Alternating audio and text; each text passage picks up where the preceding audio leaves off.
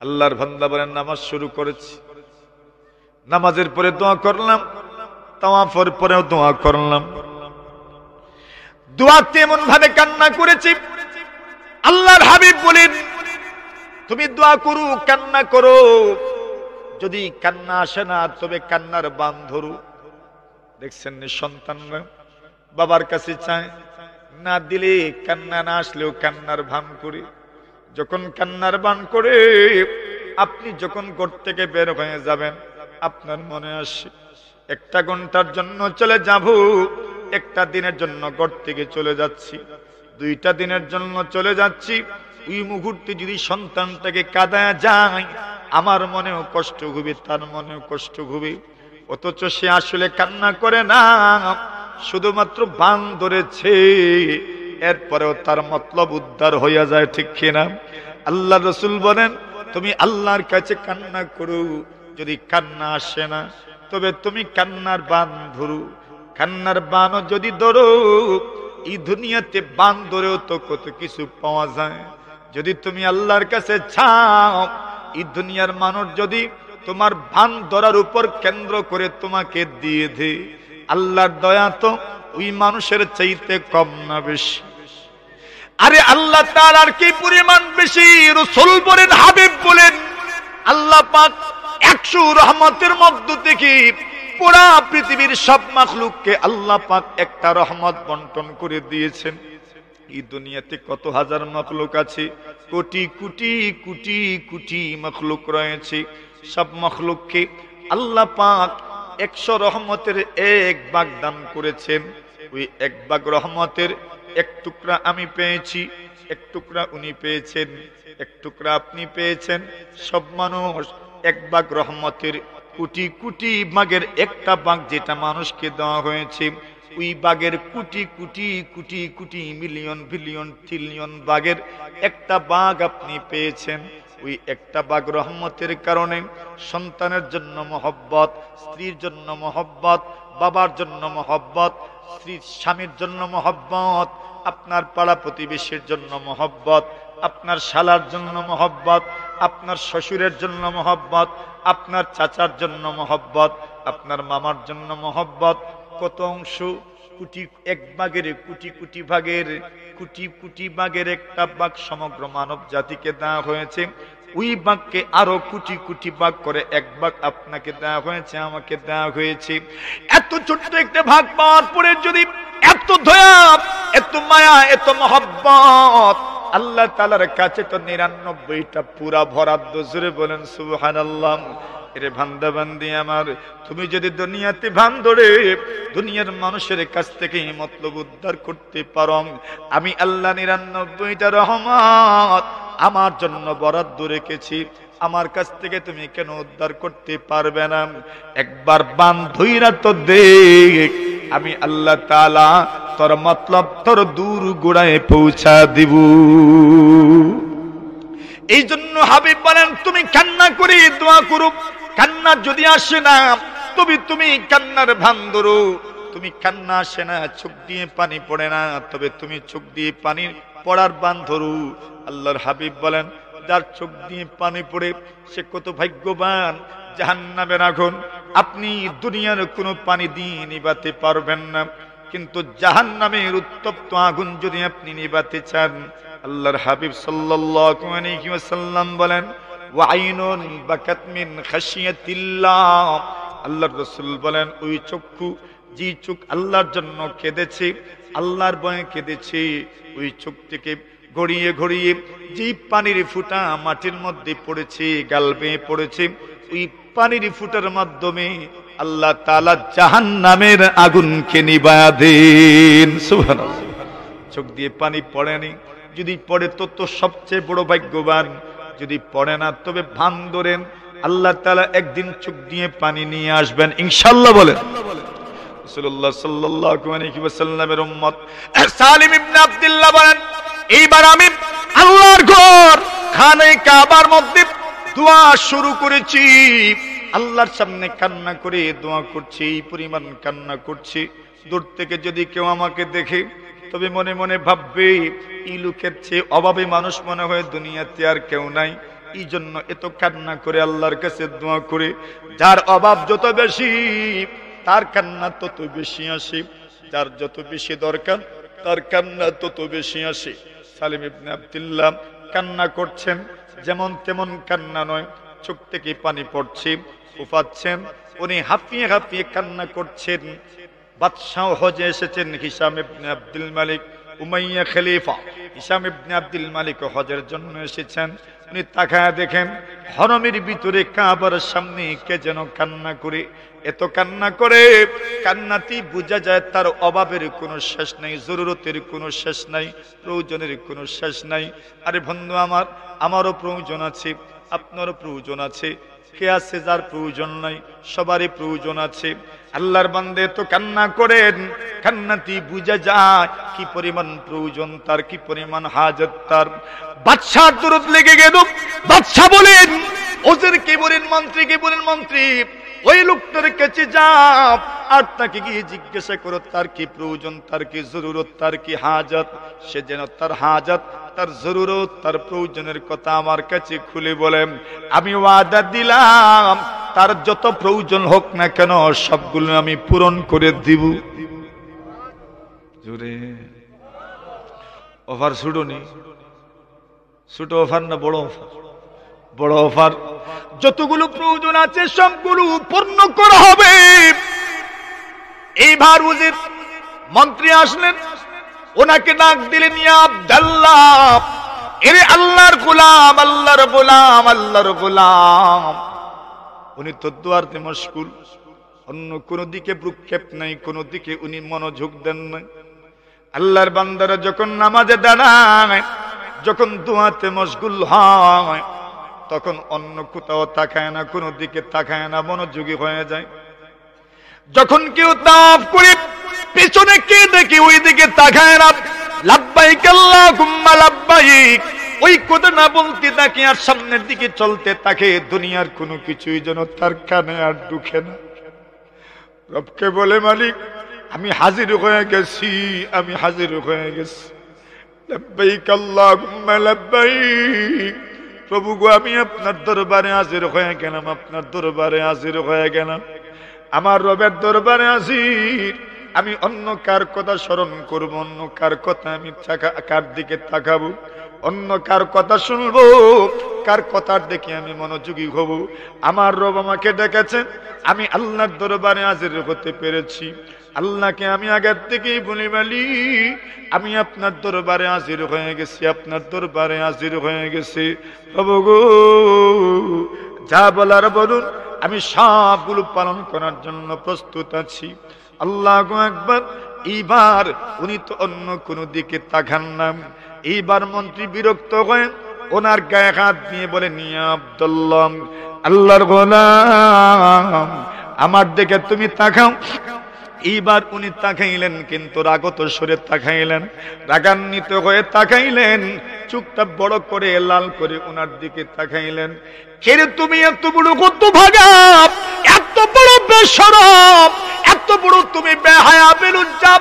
আমি আমার রবের কাছেই যাচ্ছি, আমার রবের কাছে আমি মোনাজাত করছি, আমার রবের সাথে আমি কানাকানি করছি। আলিপুরের বাবা আমার, বন্ধু আমার, ভাই আমার, মোনাজাতের অর্থ কি? মোনাজাতের অর্থ হইল কানাকানি। আরে কানাকানি কার সাথে করা যায়? একমাত্র খুব ভালো বন্ধু যে তার সাথে কানাকানি করা যায়। যার সঙ্গে সম্পর্ক বেশি তার সঙ্গেই তো কানাকানি করা যায়, যার সঙ্গে মহব্বত বেশি তার সঙ্গেই কানাকানি করা যায়। এটার নাম হলো মোনাজাত। মোনাজাত কানাকানি যে কারো সঙ্গে করা যায় না, করবেন তো ভালো মানুষের সঙ্গে, প্রিয় মানুষের সঙ্গে, প্রিয় বন্ধুর সঙ্গে, প্রিয় অভিভাবকের সঙ্গে কানাকানি করতে পারেন। আল্লাহ বলেন, ওগো নবীজি পুরো দুনিয়ার মানব জাতিকে জানায়া দাও, আমি দুনিয়ার সব মুমিনদের জন্য সবচেয়ে বেশি নিকটবর্তী, আমার চেয়ে আপন দুনিয়াতে মানুষের আর কেউ নাই। ও বন্ধু আমার, আপনার আপন, আমার আপন, এই দুনিয়াতে সবচেয়ে বেশি আপন কে? জোরে বলেন, জোরে বলেন। আল্লাহ বলেন ইয়াকুন গানিয়ান আও ফাকিরান আল্লাহু আউলা বিহিমা। আল্লাহ বলেন তুমি ধনী হও আর তুমি গরিব হও, তোমার জন্য আল্লাহ সবচেয়ে বেশি ঘনিষ্ঠ, এর চেয়ে ঘনিষ্ঠ আর কেউ নাই। তুমি ধনী যদি হও আর তুমি ফকির যদি হও, তোমার সবচেয়ে ঘনিষ্ঠ আল্লাহ। ধনীও যদি হও, তোমার জন্য সবচেয়ে বেশি ঘনিষ্ঠ হইলেন আল্লাহ। আল্লাহু আকবার। এইবার সালিম ইবনে আব্দুল্লাহ রাহিমাহুল্লাহু তাআলা রাগান্বিত হয়ে বলেন, আল্লাহর বান্দা এরে দুশমন, তুমি খেয়ে আমাকে তুমি আল্লাহর কাছ থেকে তুমি একটু ফিরাইলাম। আমি আমার রবের কাছে দোয়া করছি, আমি আমার রবের সঙ্গে মুনাজাত করছি, রবের সঙ্গে কথা বলছি। এত বড় বেহায়া তুমি, তুমি আমার রব থেকে আমার সম্পর্কটা তুমি ছিন্ন করায়া দিলাম। এইবার বলে আমি হলাম বাদশার মন্ত্রী, আমি আপনার কাছে বাদশাহী ফরমান নিয়ে এসেছি, শাহী ফরমান নিয়ে এসেছি। শাহী ফরমান হলো বাদশা বলেছেন আপনার যত জরুরত হাজত প্রয়োজন আছে বাদশার কাছে আপনি পেশ করবেন। বাদশা ওয়াদা দিয়েছেন আপনার সবগুলো প্রয়োজন উনি সমাধান করে দিবেন। আরো রাগান্বিত হয়ে বলেন ইয়া আদুওয়াল্লাহ, এরে আল্লাহর দুশমন, তোমার কি একটু লজ্জা করে না? আমি আমার আল্লাহর কাছে চাচ্ছি, আমি আমার আল্লাহর কাছে দোয়া ধরেছি, মুনাজাত ধরেছি, আর তুমি আমার আল্লাহর কাছ থেকে সরাইয়া দুনিয়ার আরেকজন মানুষের কাছে চাওয়ার জন্য নিয়ে যেতে চাও। এর চাইতে বড় বেহায়ামি তো দুনিয়াতে আর কিছু হতে পারে না, ঠিক কিনা? আমি আমার রবের কাছে চাই, আমার আল্লাহর কাছে আমি চাই, আর তুমি আল্লাহ থেকে ফিরাইয়া দুনিয়ার কোন মানুষের কাছে চাওয়ার জন্য আমাকে বাধ্য করছো। এর চেয়ে বড় বেওকুফি কি হতে পারে? এর চেয়ে বড় বোকামি আর কি হতে পারে? তুমি সরে যাও। এমনিতেই মন্ত্রী বলে মনে হয়, কাবার ভিতরে হরমের ভিতরে হওয়ার কারণে উনি লজ্জাবোধ করছেন, বাদশার কাছে চাইতে লজ্জাবোধ করছেন। এবার দ্বিতীয় অপশন দিয়ে গেলেন, আপনার ছামার দরজা বন্ধ হয় নাই, হরম থেকে যখন বের হয়ে যাবেন, হরমের এরিয়া থেকে যখন বের হয়ে যাবেন, তখন আপনি বাদশার কাছে চেয়ে নিয়েন। বুঝতে পারছি হরমের ভিতরেই আল্লাহর কাছে চাইতে আপনার মনে চায়, আল্লাহ তাআলা ছাড়া অন্য কারো কাছে চাইতে আপনার মন চায় না। ঠিক আছে, আপনাকে অফার দেওয়া হলো, হরম থেকে বের হয়ে আপনি বাদশার কাছে চেয়ে নিয়েন। হরম থেকে বের হলেন, কিন্তু বাদশার কাছে কোনো কিছু চাওয়ার জন্য গেলেন না। এমনিতে বাদশার পক্ষ থেকে কাসিদ আসলেন, বার্তাবাহক আসলেন, আর বললেন কেন চাইলেন না? আল্লাহু আকবার। এইবার মন্ত্রীকে উনি বলেন আপনার বাদশাকে বলেন আমার কাছে আসার জন্য। বাদশার মন বড়, এই জন্য বাদশা চলে গেলেন সালিম ইবনে আব্দুল্লাহর খেদমতে। আল্লাহর বলে গো, আপনার কান্না দেখেছি, এই রকম কান্না দুনিয়ার কেউ করে বলে আমার মনে হয় না। আপনি এত কান্না করেছেন, আমার বড় দরদ লেগেছে, বড় আক্ষেপ লেগেছে, বড় কষ্ট লেগেছে, বড় মায়া লেগেছে, বড় দয়া লেগেছে। কি জরুরত আমাকে বলো, আমি এই মুহূর্তেই ব্যবস্থা করে দিব। সালিম ইবনে আব্দুল্লাহ বলেন আচ্ছা বলেন তো দেখি, আমি কোনটা আপনার কাছে চাইব, দুনিয়ারটা না আখিরাতেরটা? সুবহানাল্লাহ বলে প্রশ্ন করছে। তুমি বলেছো আমার যে প্রয়োজন তুমি সমাধান করে দেবা, দুনিয়ারটা চাইবো নাকি আখিরাতেরটা চাইবো? এমনিতেই বাদশা বলেন দুনিয়ারটাই চাও, আমি তো আখিরাতের মালিক নই। সালিম ইবনে আব্দুল্লাহ বলেন তবে কি তুমি পুরা দুনিয়ার মালিক? বাদশা বলেন না, পুরা দুনিয়ার মালিক নয়। বলে কতটুকুর মালিক? বলে না, একটুকুরও মালিক নয়, শুধু আমার ক্ষমতার ভিতরে আছে। আজকে যদি ক্ষমতা পাল্টে যায় তবে আগামীকাল আমি এতটুকুরও মালিক থাকবো না। এমনিতেই সালিম বলেন একটু তো লজ্জা করো, তুমি দুনিয়ার মালিক নয়, সারা দুনিয়ার মালিক হলেন আল্লাহ। ওই আল্লাহর কাছে আজ পর্যন্ত আমি দুনিয়ার কোন ব্যাপারে সওয়াল করি নাই, দুনিয়ার কোন ব্যাপারে দোয়া করি নাই, যিনি দুনিয়ার মালিক। আর তুমি দুনিয়ার মালিকও নয়, আর তুমি এসেছো তোমার কাছে দুনিয়ার ব্যাপারে সওয়াল করার জন্য। কশ্চিন কালেও নয়, কশ্চিন কালেও নয়, আমি আমার আল্লাহর কাছে ছাড়া আর কারো কাছে কিছুই চাই না। আজ পর্যন্ত দুনিয়ার কোনো বিষয় আমার অপূরণ থাকে নাই। আজ পর্যন্ত দুনিয়ার কিছুই আমার অপূরণ থাকে নাই। রাসূল বলেন ওয়া ইজ্জুহু ইস্তিগনাউহু, একজন মানুষের ইজ্জত হলো তার অমুখাপেক্ষিতা। আল্লাহ তাআলা বলেন, এরে বান্দা আমার, তাফাররাক লি ইবাদাতি আমলা সাদরাকা গিনাম, আমার ইবাদতের জন্য সময় দাও, আমি তোমার অন্তরটাকে ধনী বানায়া দিব। আর এই ধনী হওয়াটা মানুষের ইজ্জত। ধনী হওয়া মানুষের কি ইজ্জত। গেল এক, রয়েছে আরেকটা। কয়টা? দুইটা কইতাম, শেষ আলোচনা শেষের দিকে নিয়ে আসছি। আর কষ্ট হইতেছে আপনাদের, আর মাত্র একটা রয়েছে, এরপরে শেষ করে দেব ইনশাআল্লাহ। রাসূল সাল্লাল্লাহু আলাইহি ওয়াসাল্লাম বলেন, আল্লাহ বলেন, এক নম্বর হইল তাফাররাক লি ইবাদাতি আমলা সাদরাকা গিনা, অন্তর ধনী হবে। দুই নম্বর ওয়া আসুদ্দা ফাকরাক, তোমার জীবন থেকে দারিদ্রতা দূর করে দিব। কার ওয়াদা? বলেন, আল্লাহ ওয়াদা ভঙ্গ করে করছেন, করবেন, করছে, করেন নাই, করছেনও না, করবেনও না। সুতরাং আল্লাহ ওয়াদা দিচ্ছেন, আমার ইবাদতের জন্য তুমি সময় বের করো। সময় হইলে ইবাদত করবা না, সময় বের করে ইবাদত করো। আমলা সাদরাকা গিনা, অন্তরকে ধনী বানায়া দিব, জীবনে দারিদ্রতা আসবে না। কি করলে? বলেন, সময় বের করে ইবাদত করো। যদি ইবাদত করতে পারেন তবে আপনার প্রতি আল্লাহ দয়াবান হবেন আর জান্নাতের ফয়সালা হয়ে যাবে। আর যদি ইবাদত করেন না, দয়াবান হবেন না। দয়াবান যদি হন না, জান্নাতের ফয়সালা হবে না। আল্লাহ রাসূল বলেন, লা ইয়াদখুলু আহাদুকুমুল জান্নাহ, আল্লাহ রাসূল বলেন, তোমাদের কেউ জান্নাতে ততক্ষণ পর্যন্ত যাবে না ইল্লা বিফadli, আল্লাহ বলেন আমার দয়া ছাড়া। সুবহানাল্লাহ। এক ব্যক্তি 500 বছর আল্লাহর ইবাদত করেছেন। কত বছর? 500 বছর। তাও দ্বীপ রাজ্যে একটা দ্বীপ ছিল, ওই দ্বীপে ইবাদত করেছেন। দ্বীপ মানে চতুর্দিকে পানি আর পানি, মধ্যখানে একটা ছড় দিয়েছে, ওই দ্বীপে ইবাদত করেছেন।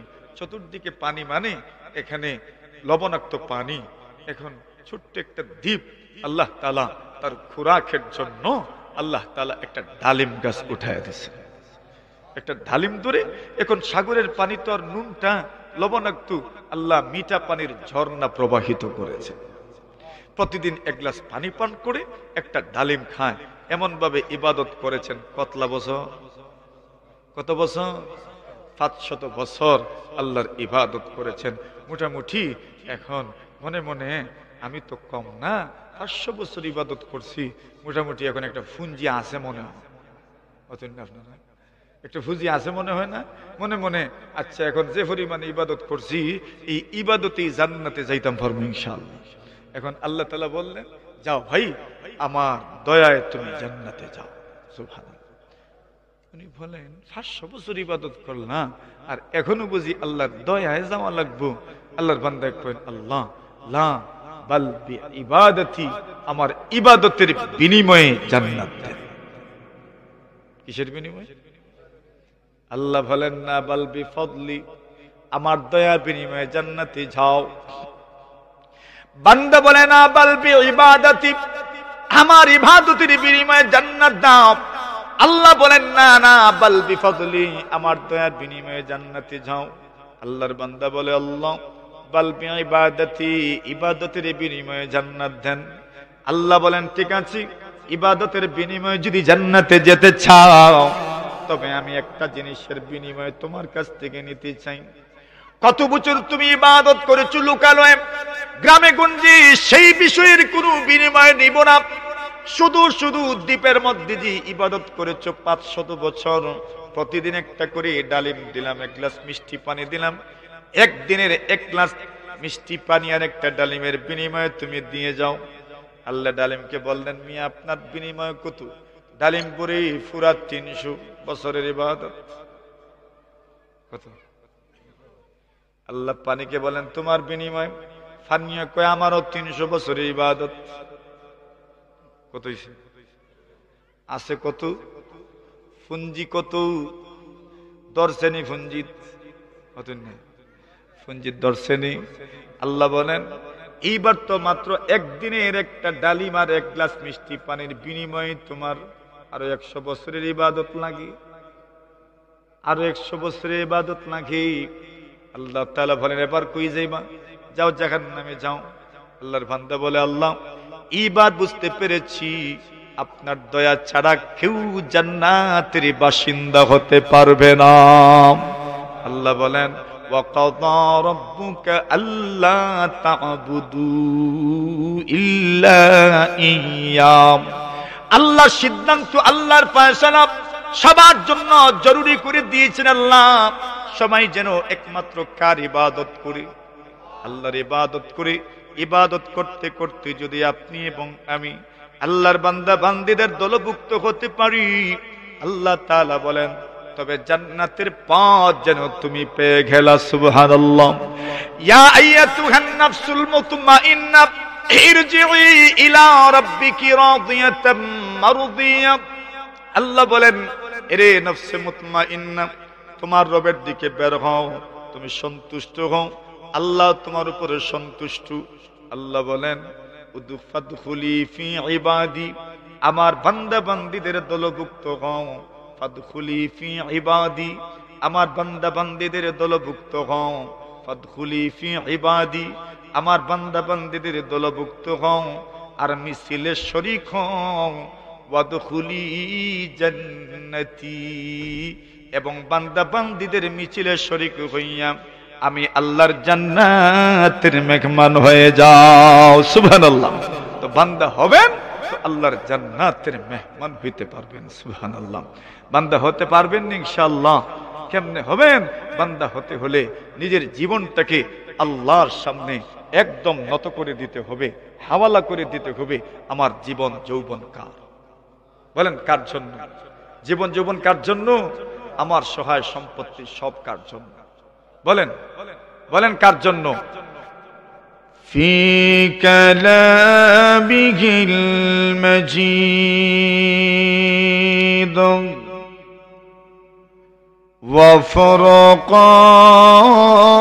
وفرقانه الحميد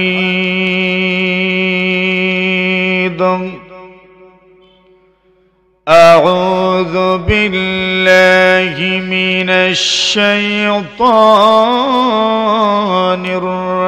الرجيم بسم الله الرحمن الرحيم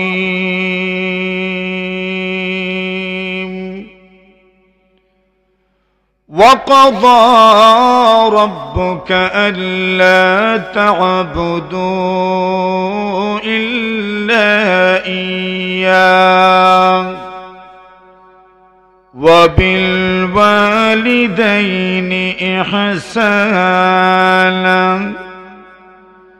إما يبلغن عندك الكبر أحدهما أو كلاهما فلا تقل لهما أف ولا تنهرهما وقل لهما قولا كريما واخفض لهما جناح الذل من الرحمة وقل رب ارحمهما كما ربياني صغيرا آمنت بالله صدق الله مولانا العظيم صلى الله على سيدنا ومولانا محمد وعلى آله وأصحابه وسلم لا إله إلا الله جرش জবান খুলে আর একটু আওয়াজ দি لا إله إلا الله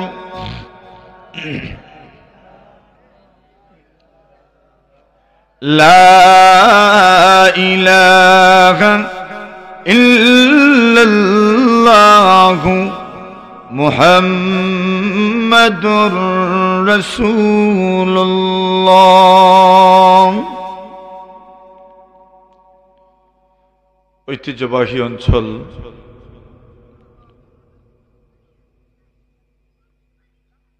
আলিপুর জামে মসজিদের উদ্যোগে আয়োজিত অধ্যক্ষার ওয়াজ ও দোয়ার মাহফিল আজ 20শে নভেম্বর বুধবার চলমান অধিবেশনের সম্মানিত সভাপতি মুআজ্জাজ মুকাররম হযরত উলামায়ে কেরাম, মুরব্বী সাহেবান, যুবক ভাইরা, পর্দার আড়ালে অবস্থানরত অত্যন্ত শ্রদ্ধেয় সম্মানিত মা ও বোনেরা, আলোচনার প্রারম্ভে মহান রব্বুল আলামিনের অসংখ্য অগণিত শুকরিয়া আদায় করছি, যিনি আপনাকে আমাকে আজকের এই মহতী মাহফিলে ইশার নামাজের পরের অধিবেশনে আল্লাহ তাআলার সন্তুষ্টি অর্জনের লক্ষ্যে রহমতি বরকতি এই প্যান্ডালের নিচে বসার তৌফিক দান করেছেন। এজন্য আমরা সকলেই শুকরিয়া আদায় করছি, আলহামদুলিল্লাহ। আজকে আমাদের কর্মদা মাদ্রাসারও জলসা মাহফিল, আর এখানে আমাদের অত্যন্ত শ্রদ্ধেয় হযরত মাওলানা আবুল কালাম আজাদ সাহেব দামাত বারাকাতুহুম, যিনি কর্মদা মাদ্রাসার উস্তাদুল বুখারী, উনিও অতিথি, আর আমি নগণ্য এখানে আজকে অতিথি। এবার আমাদের দুজনের কর্মস্থল কর্মদা, তো দুজনের সাথে একটা যোগাযোগের মাধ্যমেই আমার বয়ান করার কথা ছিল এখানে সব শেষে, আর উনি আগেই বয়ান করার কথা ছিল। তো যেহেতু ওই মাহফিলে ওনাকে আসার পরেই বয়ান করতে হচ্ছে, এজন্য আমাকে এখানে আসার পরে উঠতে হয়েছে। তো আপনারা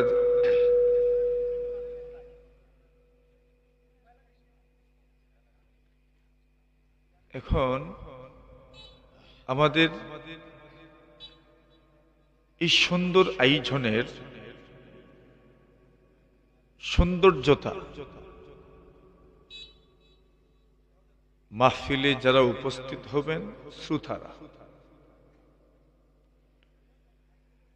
এখন একদল যদি এখানে রাস্তায় দাঁড়ায়া থাকেন,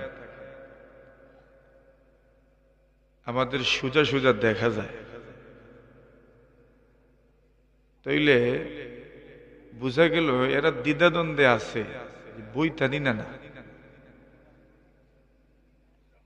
এখন দ্বিধাদ্বন্দ্ব করিয়া মাহফিল বলি,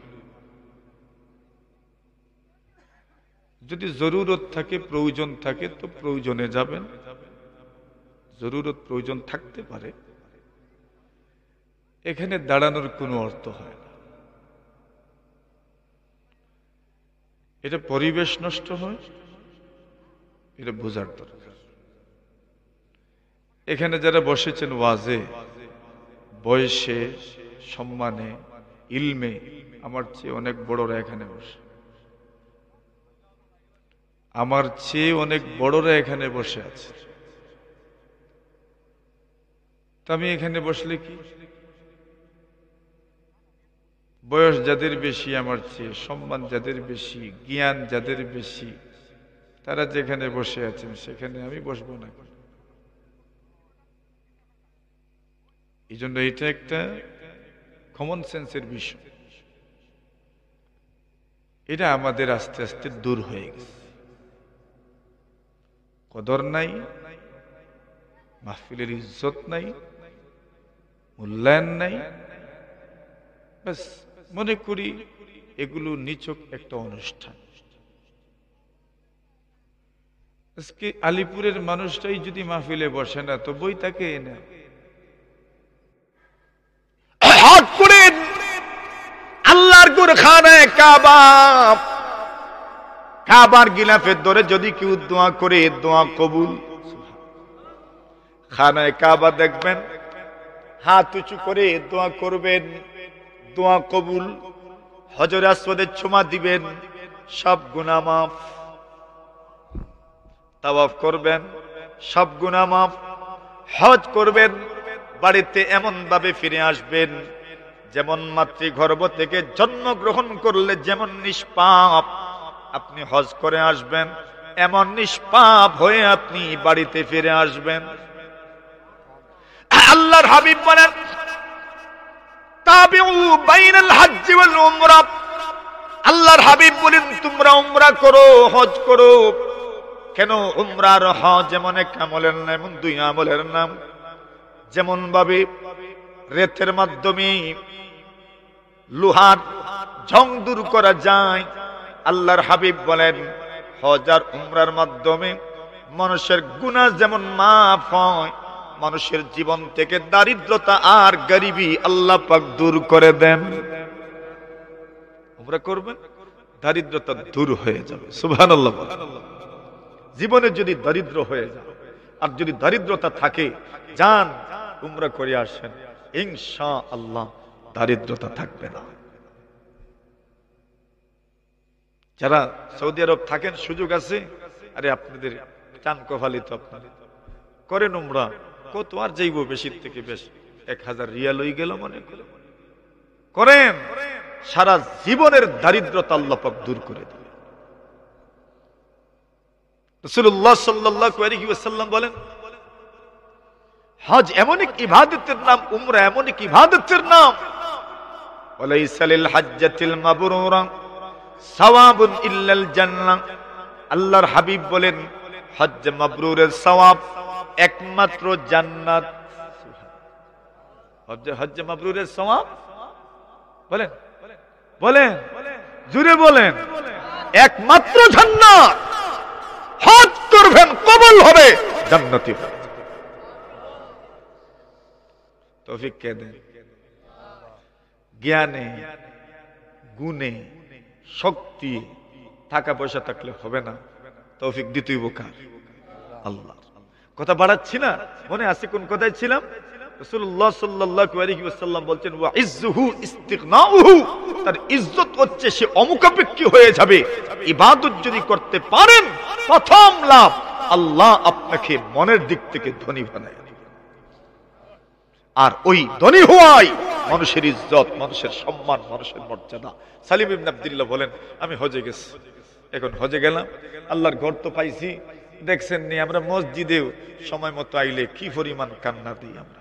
আলহামদুলিল্লাহ, কত মানুষ আছে যখন মসজিদে আসে, দেখবেন মসজিদের একটা কোনায় গিয়ে একা একা কান্না করে, আছে না? নাই? কত আল্লাহর বান্দা আছে, কত যুবককে আমি দেখেছি একা একা কান্না করে, এভাবে হাত উঠায়, তার দিকে তাকালেই মনে হয় সে তার রবের সাথে কথা বলছে। সুবহানাল্লাহ। এটা মুখ্যম সুযোগ। লোক সমাগমে এত মন লাগায় আপনি হয়তো দোয়া করতে পারবেন না, কিন্তু যখন কেউ থাকবে না, অথবা মসজিদের একটা কোনা আর কেউ নাই, ওই সময় যদি কেউ হাত উঠায় আর দোয়া করে, বুঝে নিয়েন সে তার রবের সাথে সরাসরি কথা বলতে আসেনি এমন মানুষ বহু আছে।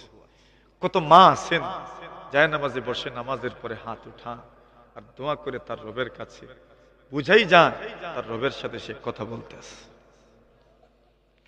তো হযরত সালিম ইবনে আব্দুল্লাহ রাহিমাহুল্লাহ তাআলা উনি বলেন, আমি তো দোয়া করছি আমার রবের কাছে। ঘর কার? কার ঘর?